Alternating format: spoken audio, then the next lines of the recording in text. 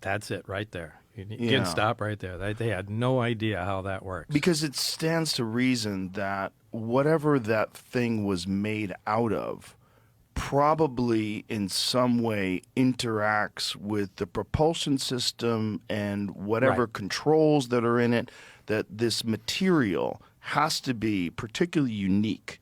Exactly. That's exactly my point. And I suspected the material was an electric. You know what an electric is? No.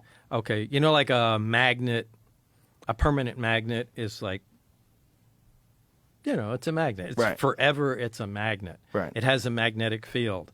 An electret is a material that has a permanent static field to it, a static electric field to it.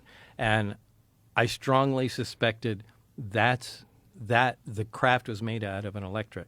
And I was not, because again, that's the material science guys, I was not allowed to connect that to. But that's so important to connect it to the propulsion system and how the propulsion system interacts with the amplifier or the emitters. And I wasn't allowed, you know, the Right. information I needed. So it was, I don't know. It was self-defeating is what it was. It seems like they were treating it like a fighter jet or an automobile. Like in an automobile, you have the outer area, the shell of the car. You have the doors, the skins, the hood, the roof, all that stuff, which is but then you have the propulsion system, which is the engine and the Right. transmission and the tires and the wheels and the suspension.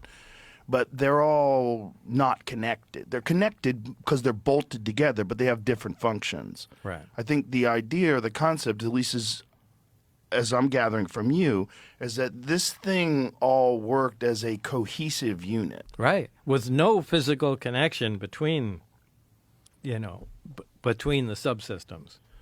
And all of it made out of the same material. At least on the outside. At least on the outside. All made of the same material. And the other crafts all had the same power plant in them. So that brings to mind, you know, like a GM plant that makes a car with a Chevy 350 and makes, you know, a dozen different models to it. Right. So that makes you think about, boy, is there a factory making these things? And, you know, your brain can just wander off in directions, but I tried to stick with just the technology. Did you know who the metallurgists were? The people that I saw them. You know, I know them. And Barry, we'd go to the lunchroom. Barry would point them out, you know.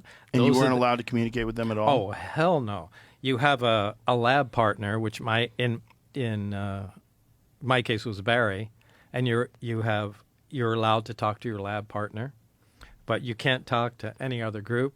That has to go through a written request, has to go to your supervisor, and he'll bring it over to them, and they'll bring it back, and so on and so forth. But yeah, that's ridiculous. That it slows down any progress you might be making. Which is why they were probably stalled out for decades. Yeah. Did you ever expressly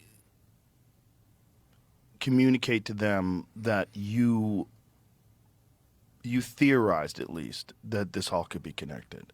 That there's something about the way the metal works? Oh, we all knew that. We all knew that. Because we'd get requests from other groups. And you could tell they're desperate, just like we are, and fighting against the system.